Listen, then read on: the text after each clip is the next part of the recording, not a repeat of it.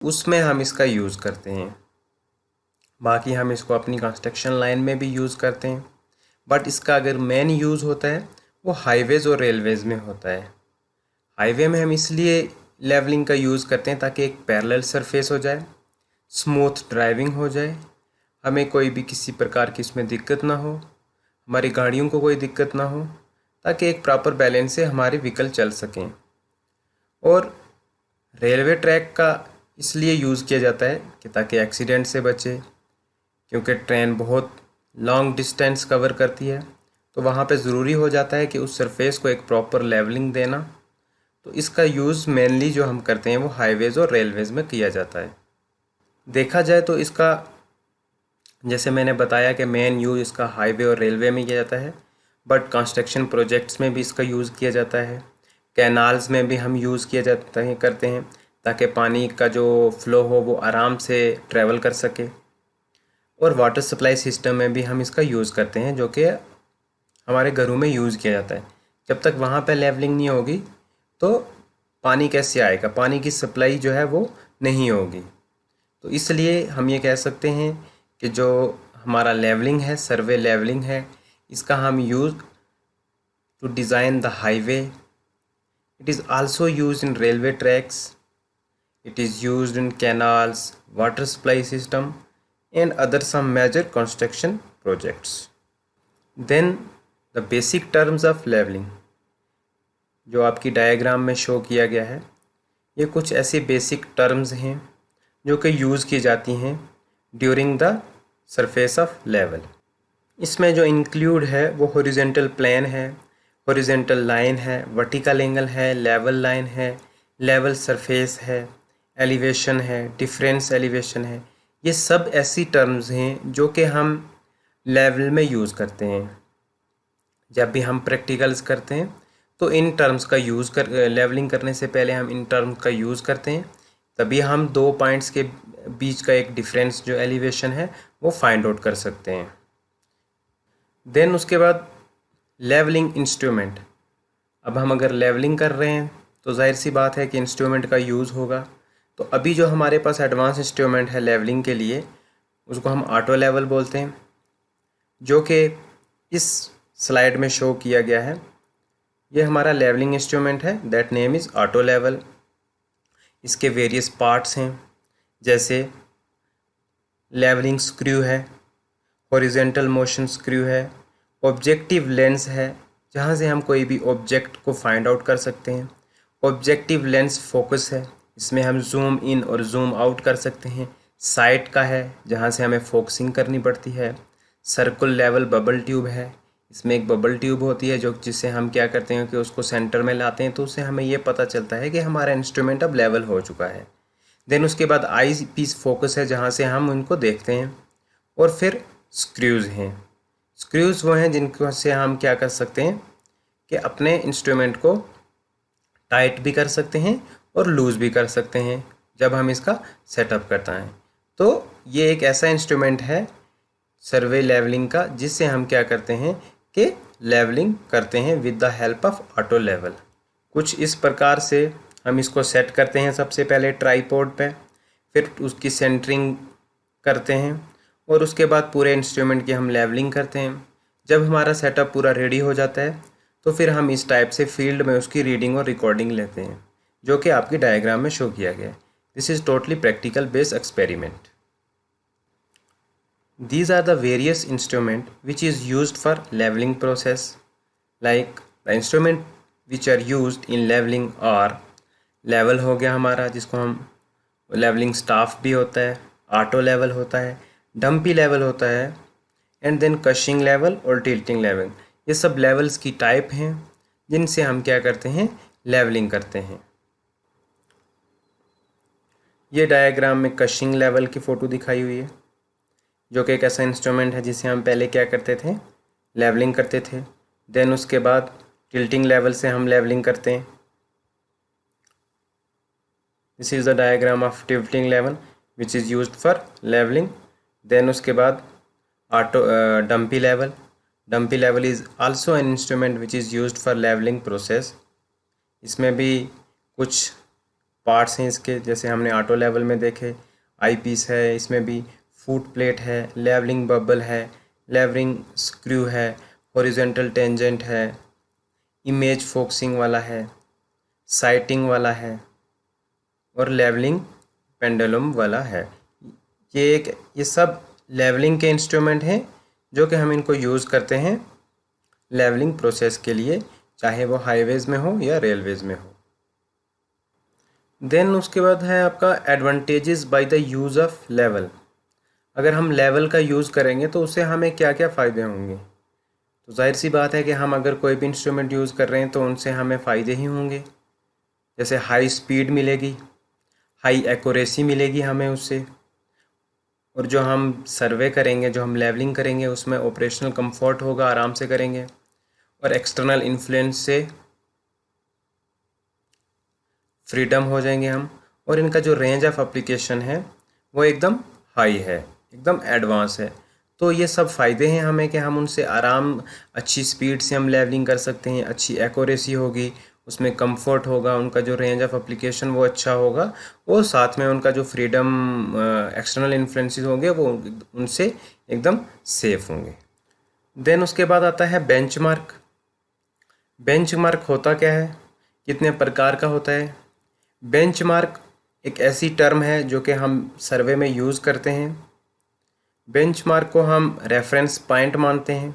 मान लो कि हमने कहीं से काम शुरू किया, वहाँ पे हमने कोई अपना रेफरेंस पॉइंट ले लिया, कोई पत्थर रख लिया, कोई पेड़ को अपने को रेफरेंस पॉइंट मान लिया, या कोई टेम्परेरी सी चीज़ रख ली जो कि हम सुबह काम करें और शाम को ख़त्म करके उसको वापस ले लें, तो उसको हम बेंचमार्क बोलते हैं।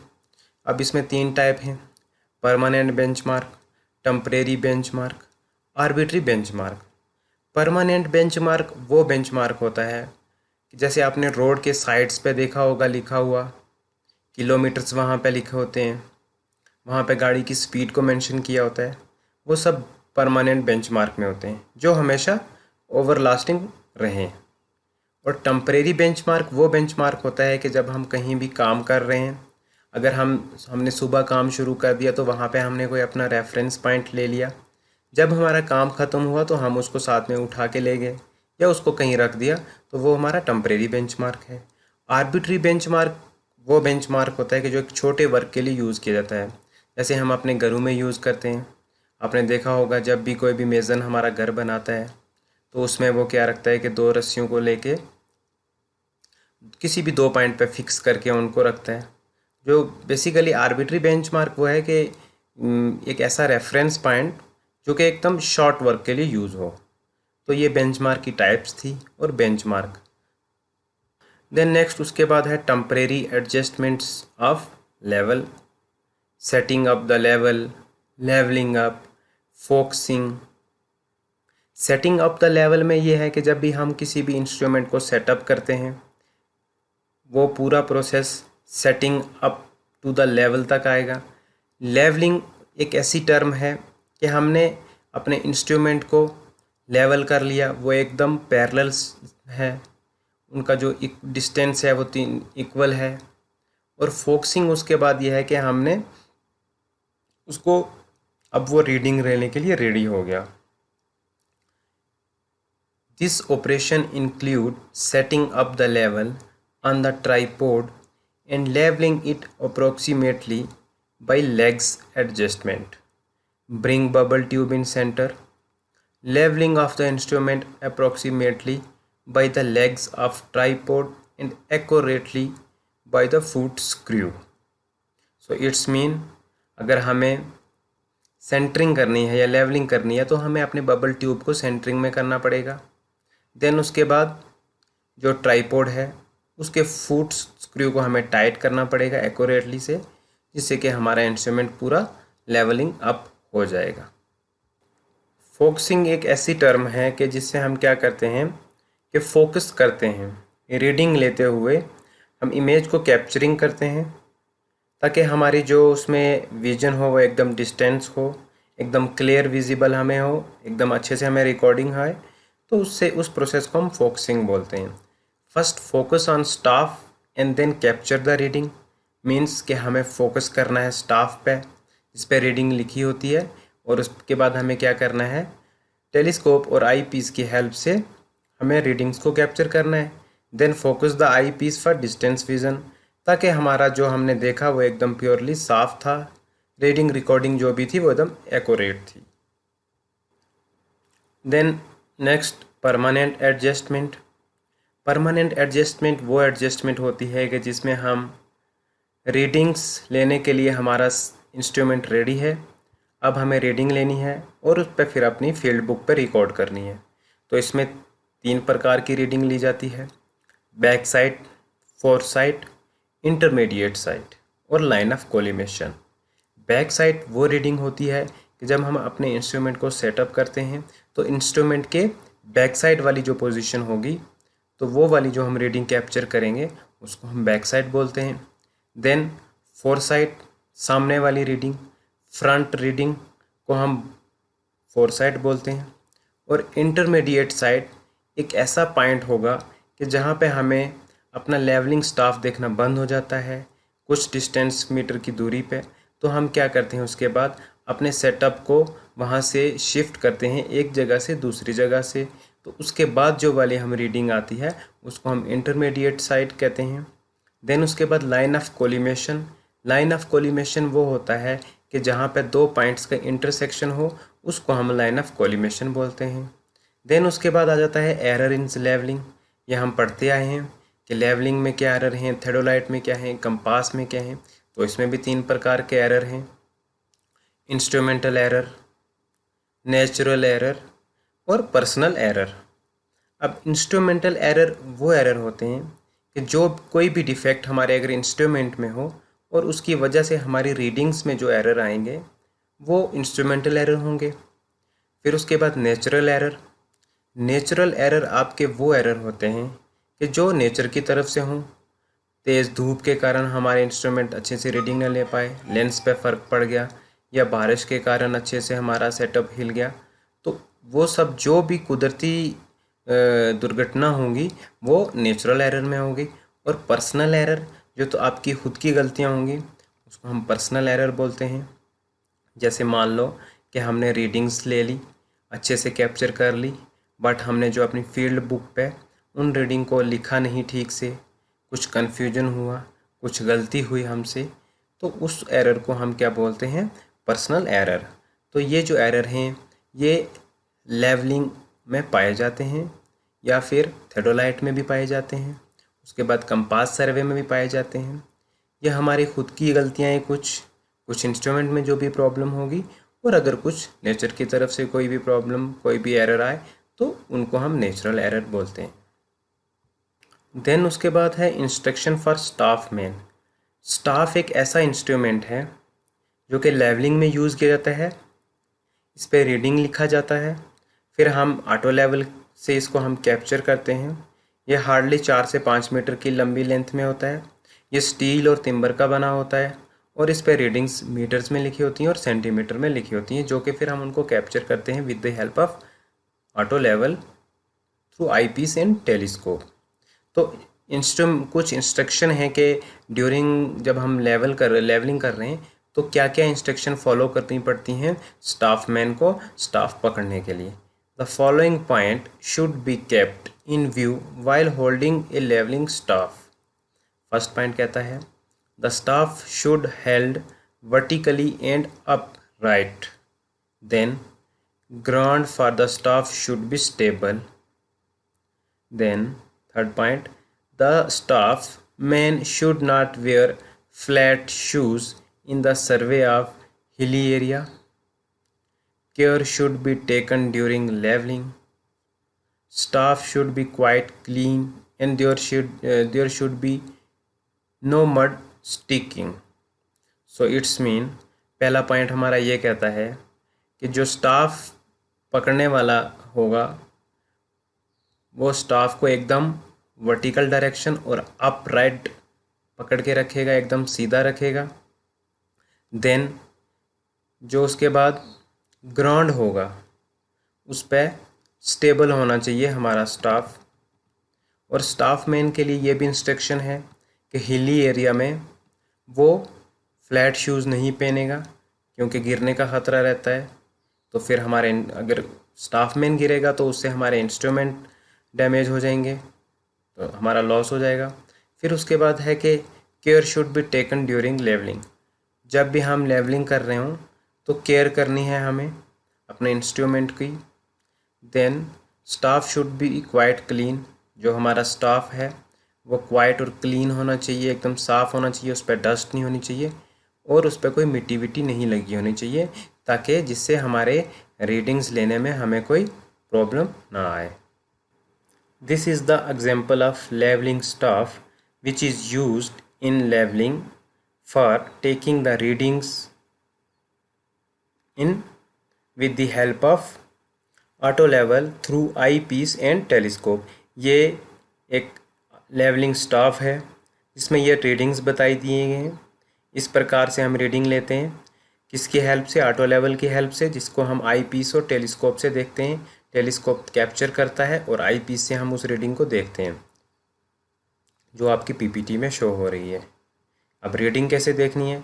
अगर 7 देखो रीडिंग लेने का तरीका बता रहा है। Bottom of lines are odd 100। अगर देखो 7.1 2 3 4 है तो मान लो अगर हमारी रीडिंग 7 के ऊपर जो 2 लाइन हैं वहाँ पे आती है तो हमारी वो वाली रीडिंग 7.1 हो जाएगी, या 7 पॉइंट अगर नेक्स्ट आएगा तो 7.21।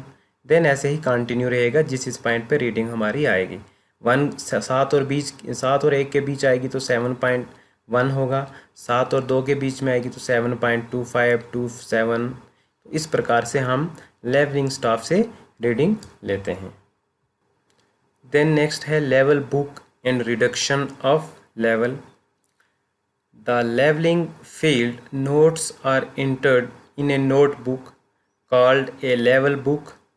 The page of level book are printed in tabular form so as to facilitate bookings of reading and reductions. There are two methods of working out the reduced level of points from staff reading and reduction of level. So there are two methods, height of instrument method and rise and fall and method. तो जो reductions of level हैं या level book है, level book क्या होता है कि एक नोटबुक होती है जिसमें क्या होते हैं, जो पेज प्रिंट किए जाते हैं एक टेबुलर फॉर्म में, जो भी हम रीडिंग लिखते हैं तो वो उस पर नोट की जाती है। अब रिडक्शन ऑफ लेवल्स में 2 मेथड आते हैं। आपका एक हाइट ऑफ इंस्ट्रूमेंट मेथड है जिसका दूसरा नाम कोलिमेशन मेथड है, और देन उसके बाद राइज एंड फॉल मेथड है। हाइट ऑफ इंस्ट्रूमेंट या collimation method, it consist in find elevation of plane. Collimation, for example height of instrument for every setting of the instrument and the obtained reduced level of the points with the reference to the respective plane of collimation। Height of instrument वो वाला method है जिससे हम क्या करते हैं कि किसी भी 2 पॉइंट्स की एलिवेशन निकालते हैं। इस मेथड में बेसिकली हम हाइट निकालते हैं इंस्ट्रूमेंट की, कुछ फार्मूलेज होते हैं उनकी हेल्प लेते हैं ताकि 2 पॉइंट के बीच का जो भी हो, पॉइंट ऑफ इंटरसेक्शन हो या लाइन ऑफ कोलिमेशन हो, उसका जो हमें एलिवेशन पता करना हो तो वो हम हाइट ऑफ इंस्ट्रूमेंट की मेथड की हेल्प से लेते हैं। देन उसके बाद है आपका rise and fall method. In this method the difference between consecutive points is calculated by comparing each points after first with that immediately preceding if each point found add rising or subtracting fall from RL। तो rise and fall वो वाला method है जो कि हम सर्वे levelling में use करते हैं।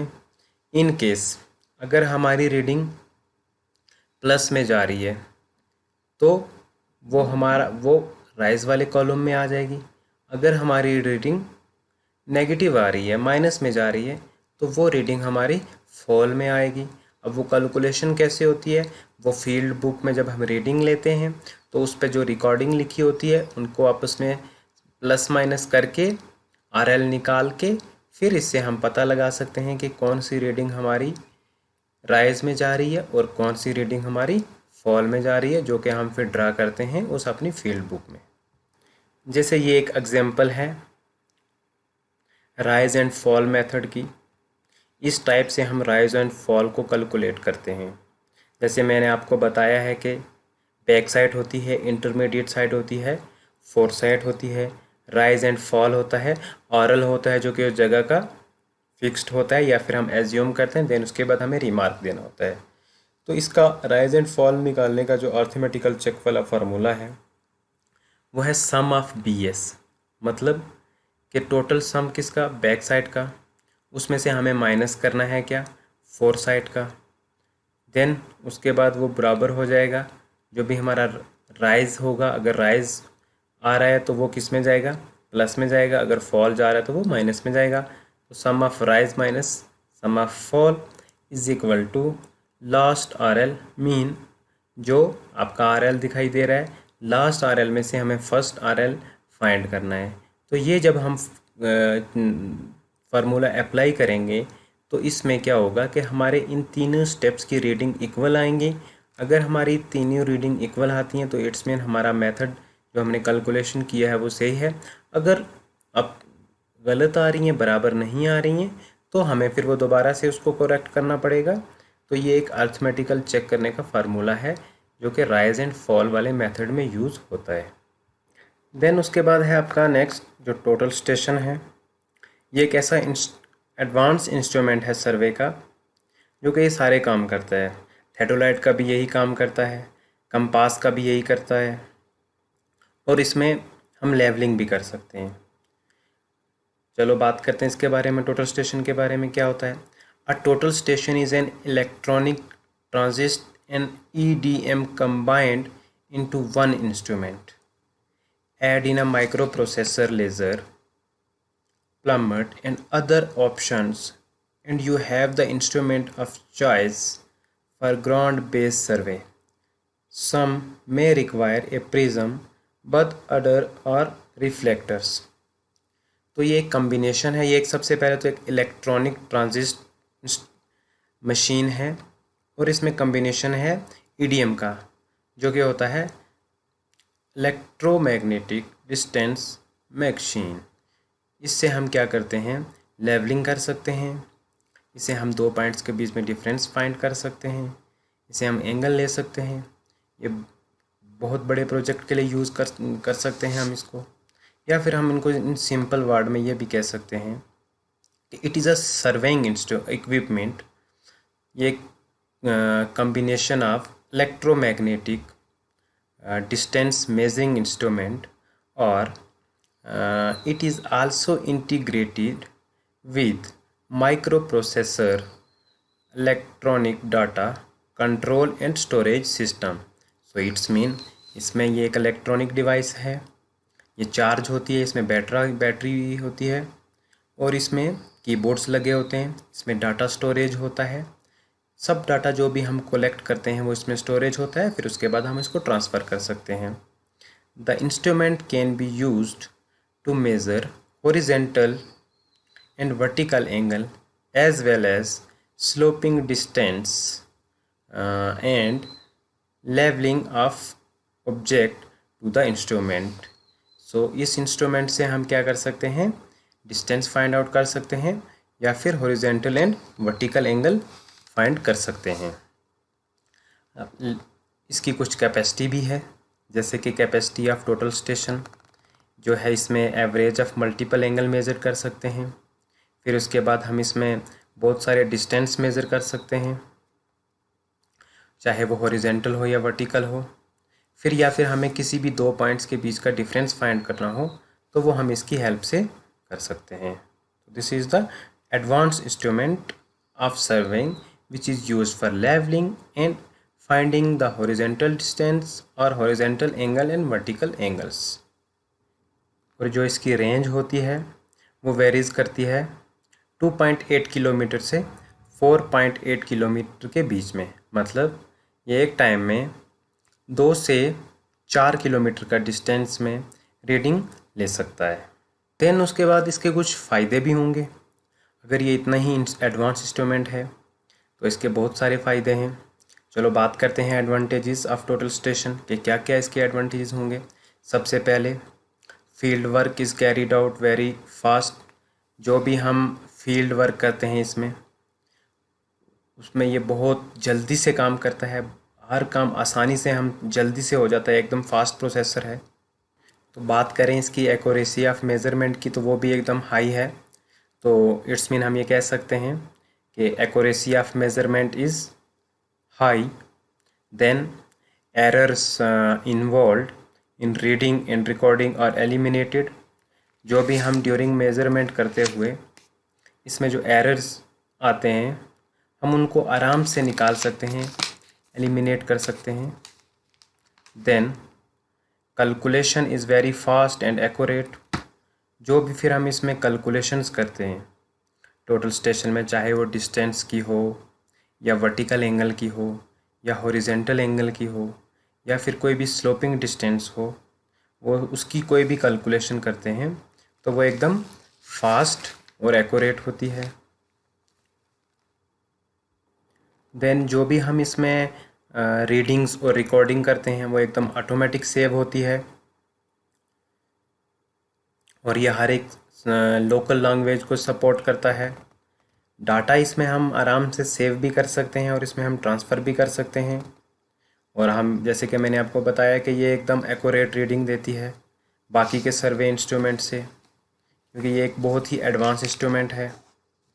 देन उसके बाद इसमें डाटाबेस स्टोरेज सिस्टम भी है और ये जो काम करता है एकदम फास्टर काम करता है और हमारे टाइम को बचाता है। ये सब इसके एडवांटेजेस थे। अब जहाँ एडवांटेजेस हैं वहाँ कुछ एक दो पॉइंट्स डिसएडवांटेजेस भी होंगे। तो सबसे पहले डिसएडवांटेजेस में बात करें तो इसकी जो डिसएडवांटेजेस होंगे वो ये बहुत कॉस्टली होता है, बाकी के इंस्ट्रूमेंट से बहुत ही ये कॉस्टली होता है और इस पे काम करना कोई आसान काम नहीं है। इसके लिए स्किल्ड लेबर होनी चाहिए, सीखा हुआ होना चाहिए अच्छे से। टेम्परेरी एडजस्टमेंट है थेडोलाइट का, वो कैसे करते हैं what are the temporary adjustment of theodolite. तो जो टेम्परेरी एडजस्टमेंट है इसमें 3-4 पॉइंट्स हैं। आपका सेंटरिंग है, लेवलिंग है, फोकसिंग है एंड देन एसेंशियल पार्ट्स हैं जो थेडोलाइट के, जिसके बारे में हमें पता होना चाहिए। तो जो सबसे पहले फर्स्ट पॉइंट है उसमें है सेंटरिंग। अब सेंटरिंग में क्या होता है कि centering means bringing the vertical axis of the theodolite immediately over a station mark. कि हम थेडोलाइट को क्या करते हैं कि जब भी सेटअप करते हैं तो उसमें जो वर्टिकल एक्सिस है थेडोलाइट का हम उसको तुरंत इसमें सेंटर में करते हैं। Then the station mark should be represented. फिर हम उसके बाद स्टेशन मार्क को रिप्रेजेंट करते हैं by well defined point such as end of a nail driven on the top of the peg की हेल्प से वहाँ पे हम स्टेशन को मार्क कर देते हैं।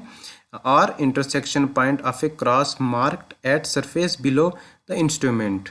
तो उसके बाद बेसिकली सेंटरिंग का वो मतलब है कि हम जब अपने इंस्ट्रूमेंट को सेटअप करते हैं तो हम प्लम बॉब की हेल्प से इसको बिल्कुल सेंटर में लाते हैं। क्या हमारा थेडोलाइट की जो ट्राइपॉड्स की लेग्स हैं क्या उनका डिस्टेंस इक्वल है। देन हम उसमें हम क्या करते हैं कि प्लम बॉब की हेल्प से इसमें सेंटरिंग करके फिर पेग को स्टेशन मार्क करते हैं। देन नेक्स्ट है लेवलिंग। अब लेवलिंग क्या होता है? लेवलिंग मीन के having centre and approximately levelled the instrument, it is accurate leveled with reference to the plate level by means of foot screw so that the vertical axis is made truly vertical to the level part। अब levels mean ये हुआ कि हम जो इसकी bubble tube है उसको centre में कर रखते हैं ताकि हमारा जो सेटअप है वो पूरे तरीके से लेवल है, ताकि हम उस पर रीडिंग लेने को रेडी हैं। देन लास्ट है फोकसिंग। फोकसिंग को हम दो तरीके से कर सकते हैं। द फर्स्ट वन है focusing of the eyepiece for distinct vision of the cross hair at diaphragm and then focusing the object glass for bringing the image of object in to the plane of diaphragm. तो focusing का basically मतलब ये हुआ कि हम जब हमारा instrument centre हो जाता है, लेवल हो जाता है, तो उसके बाद हम इसको क्या करते हैं, फोकसिंग करते हैं। मतलब कि हम किसी चीज़ को फोकस करते हैं, जैसे हमने कुछ सेटअप किया हो या आगे कोई पॉइंट्स को मार्क्स किया हो, तो उसमें हम इसको फोकस करते हैं किसकी हेल्प से, आई पीस की हेल्प से। क्या कि जो हम जिसको हम देखना चाह रहे हैं, जो हम रीडिंग लेना चाह रहे हैं, वो विजिबल है या नहीं, वो हमें दिखाई दे रही है नहीं, तो वो किसकी हेल्प से करते हैं, फोकसिंग से, with the help of eyepiece and cross hairs. ये एक एग्जांपल है थेडोलाइट के, जिसमें बताया जा रहा है कि जो असेंशियल पार्ट्स हैं थेडोलाइट के वो कौन कौन से हैं। तो सबसे पहले जो थेडोलाइट्स के पार्ट्स में बता देता हूँ आपको, इसमें प्लम बल्ब लगा होता है, फिर उसके बाद इसमें बबल ट्यूब होती है, एंड देन वर्टिकल सर्कल होता है, और इसके लिए टेलीस्कोप होता है, इसमें आई पीस होता है, आई पीस ऊपर क्लैंप्स होता है, लोअर क्लैंप्स होता है इसमें, और इसमें रीडिंग्स के लिए भी है, उसको ग्रेजुएटेड सर्कल बोला जाता है, एंड देन सर्कल क्लैंप है, हॉरिजॉन्टल एक्सिस भी है, एंड देन इस पर फुट स्क्रू होता है। और हम इसको जो सेटअप करते हैं वो हम ट्राइपॉड की हेल्प से इस पर सेटअप करते हैं। ट्राइपॉड को सेटअप करने के बाद फिर हम इसकी सबसे पहले सेंटरिंग करते हैं, देन लेवलिंग करते हैं, और उसके बाद फिर हम फोकसिंग करते हैं। जब ये सब हो जाता है तो फिर हम इस पर परमानेंट एडजस्टमेंट करते हैं, जिसमें क्या हो जाता है कि हम रीडिंग और रिकॉर्डिंग्स का काम करते हैं और मेज़रमेंट लेते हैं हॉरिजॉन्टल और वर्टिकल एंगल्स की। देन नेक्स्ट है measurement of horizontal angle. Horizontal angle को मेज़रमेंट किया जाता है दो मेथड से। जो पहला मेथड है वो आपका रेपिटेशन मेथड है, एंड देन उसके बाद सेकंड मेथड है, उसमें हम उस मेथड को हम रिट्रेशन मेथड कहते हैं।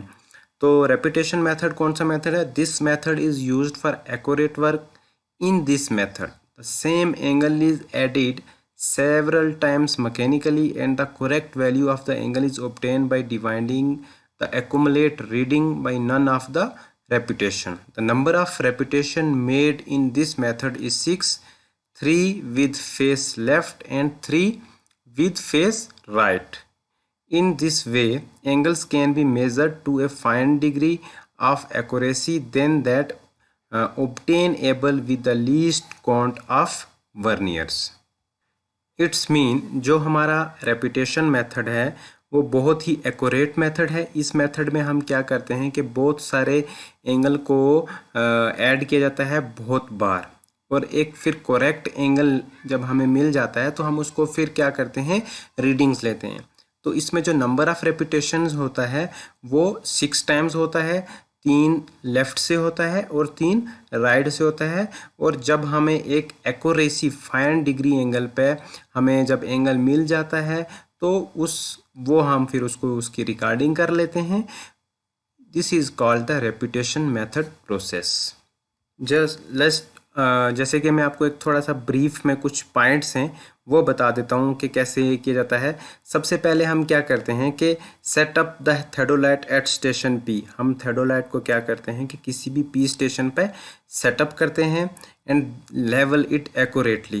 देन उसके बाद हम इसको लेवल करते हैं अच्छे से, एंड फिर उसके बाद सेंटरिंग जब और सेंटरिंग लेवलिंग होने के बाद हम क्या करते हैं कि दूसरे set the vernier A to 0 और 360 डिग्री। जो हमारा वर्नियर स्केल है उसको हम सेट करते हैं 0 पे या 360 डिग्री पे by using the upper clamp. जैसे मैंने आपने तुम्हें बताया था उसमें कि अपर क्लैंप्स की हेल्प से हम इसको क्या करते हैं, और जो टेंजेंट स्क्रू होते हैं उनकी हेल्प से हम इसको क्या करते हैं, अपने वर्नियर स्केल को 0 से लेके 360 डिग्री पे फिक्स करते हैं।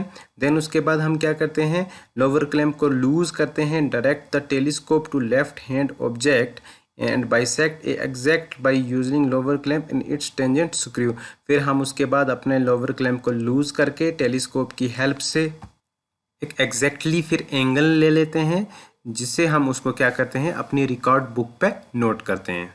मेजरमेंट ऑफ हॉरिजॉन्टल एंगल में जो दूसरा मेथड है हॉरिजॉन्टल एंगल को मेज़र करने का, वो है retraction method.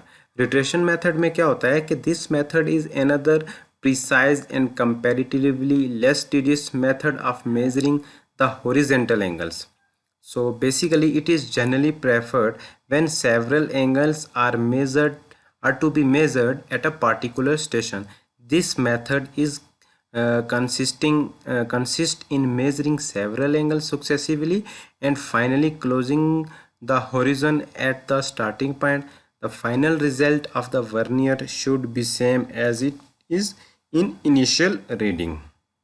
Suppose in this figure it is required to measure the angle AOB and BOC and COD. Then to measure these angle by reiteration method. First point में हम क्या करेंगे कि set up the instrument over station O and level it accurately. Then set the vernier A पे हमें vernier को set करना पड़ेगा और 0 to 360 degree by using upper clamp and it is tangent screw. Then third point में हम क्या करेंगे, direct the telescope to some well defined object. हम अपने टेलीस्कोप को सेट करेंगे. Then station point A which is known as the reference object and bisect it accurately. हम इसको बाइसेक्ट करेंगे अच्छे से using the lower clamp with the help of lower clamp to the tangent screw. Check the reading at vernier A. Then we have to check the reading at A point, which should still be 0 or 360 degree, and we have to note the reading at vernier point B. Similarly, bisect C and D successively. Read both vernier at each bisection. Find the values of like angles BOC and COD. Then finally close the horizon by sighting the reference object P. We have to take the station as reference point P or the station point A. Then the vernier A should now read 360 degree. If not, then you have to note down the error. This error due to slip. Then we have to change the face of the instrument. Set the vernier A to reading other than 0 degree, say 60 degree or 90 degree. This is done to avoid error of graduation. Again measure the angle in the same manner by turning the telescope, this time in the counter clockwise direction to compensate or slip and error due to twisting of the instrument. Close the horizon and apply the necessary correction to all the angle as before. The mean of the two result for each angle is taken as it is in true value. The next is measurement of vertical angle. What are the vertical angles? A vertical angle is angle between the inclined line of sight and the horizontal. It may be an elevation of angle or depression according as the object is above or below the horizontal plane that is shown in figure. See the vertical angle of any sight that is shown like angle AOB, again angle AOB. There are three figures which shown the vertical angles of a theodolite survey. So what are the uses of theodolites? The uses of theodolites are as follow. Theodolite used for many purposes, but mainly it is used for measuring angles, scaling points of construction work, for example to determine highway points, huge building. theodolites are used. जो theodolite का हम use करते हैं वो बहुत सारे purpose के लिए हम यूज़ कर सकते हैं, बट मेनली इसको यूज़ किया जाता है एंगल मेज़र करने के लिए, स्केलिंग पॉइंट कंस्ट्रक्शन को मार्किंग करने के लिए, और हाईवे के पॉइंट्स, ह्यूज बिल्डिंग के पॉइंट्स को हम क्या करते हैं, डिटरमाइन करते हैं। तो first point, to measure vertical and horizontal angle, as I earlier told you कि जो थेडोलाइट है उसका हम यूज़ जो है वो वर्टिकल और हॉरिजेंटल एंगल में कर सकते हैं। देन हम उसको किसी भी स्ट्रेट लाइन के पॉइंट्स को मेज़र करने के लिए, डिटरमाइन करने के लिए यूज़ कर सकते हैं, और सर्वे लाइन को एक्सटेंड करते हैं। फिर किसी भी पॉइंट्स के 2 पॉइंट्स को हम जब उनको कनेक्ट करते हैं या इंटरसेक्ट करते हैं, वहाँ पे हम थेडोलाइट का यूज़ कर सकते हैं। Then next, adjustment of theodolite. Adjustment में 2 टाइप्स की होती है, जैसे कि टेम्परेरी हमने पढ़ ली, और देन उसके बाद आती है परमानेंट एडजस्टमेंट। परमानेंट एडजस्टमेंट क्या होता है? The permanent adjustments in case of a theodolites are, the first point is adjust of a horizontal plate level, then second point collimation adjust, then horizontal axis adjust. First point में है, the axis of the plate level must be perpendicular to the vertical axis. जो adjustment of horizontal plate level है वो ज़रूरी है कि वो perpendicular होनी चाहिए किसके? वर्टिकल एक्सिस के। देन उसके बाद जो कोलिमेशन वाला प्रोसेस है, लाइन ऑफ कोलिमेशन या लाइन ऑफ इंटरसेक्शन है, वो शुड बी क्या कोइंसाइड होनी चाहिए, किसके बराबर होनी चाहिए? एक्सिस ऑफ टेलीस्कोप के, and the axis of objective slide should be at right angle to the horizontal axis. जो कोलिमेशन एडजस्टमेंट है वो बिल्कुल कोइंसाइड होनी चाहिए टेलीस्कोप के, और राइट एंगल होनी चाहिए हॉरिजेंटल एक्सिस के। देन थर्ड में है horizontal axis adjustment. Horizontal axis adjustment भी परपेंडिकुलर होना चाहिए वर्टिकल एक्सिस के, तभी हम परमानेंट एडजस्टमेंट हो सकती है। परमानेंट एडजस्टमेंट में हम बेसिकली जो रीडिंग्स लेते हैं और रिकॉर्ड करते हैं उसको नोटबुक के, ये उसमें काम आता है परमानेंट। और टेम्परेरी एडजस्टमेंट हम अपने इंस्ट्रूमेंट को सेटअप जब करते हैं तब उसके काम आता है temporary adjustment. So it is clear that temporary adjustment is used for temporary adjustment, and the permanent adjustment used for we have to take the readings of a particular area by the permanent adjustment. Then next है sources of error in theodolite work। कौन कौन से errors होते हैं, पाए जाते हैं किसमें? theodolite में। तो इसमें भी 3 टाइप्स के एरर होते हैं, इंस्ट्रूमेंटल एरर होते हैं, पर्सनल एरर होते हैं, एंड देन नेचुरल एरर होते हैं। तो इंस्ट्रूमेंटल एरर कौन से होते हैं? Non adjustment of plate bubble, line of collimation not being perpendicular to the horizontal axis, horizontal axis not being perpendicular to vertical axis, line of collimation not being parallel to axis of telescope, eccentricity of inner and outer axis, graduation not being uniform, and then vernier being eccentric।